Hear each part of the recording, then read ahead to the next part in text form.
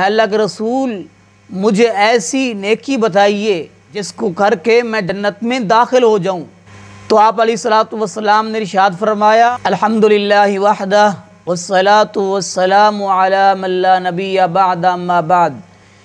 मुअज़्ज़िज़ नाज़रीन, आज मैं आपके सामने बहुत बड़ी नेकी का ज़िक्र करने वाला हूँ जिसको अल्लाह के हबीब अलैहिस्सलातु वस्सलाम ने बहुत बड़ी नेकी करार दिया है। अल्लाह ताला से दुआ है अल्लाह ताला हम सबको वो नेकी करने की तौफ़ीक नसीब फरमाए।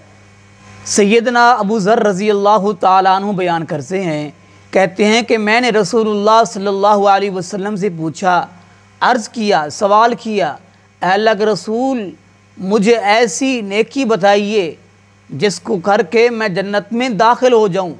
तो आप अलैहिस्सलातु वस्सलाम ने इरशाद फरमाया, जब तुमसे कोई गुनाह हो जाए तो फरमाया फ़ौरन नेकी करो, क्योंकि वो एक नेकी 10 नेकियों के बराबर है।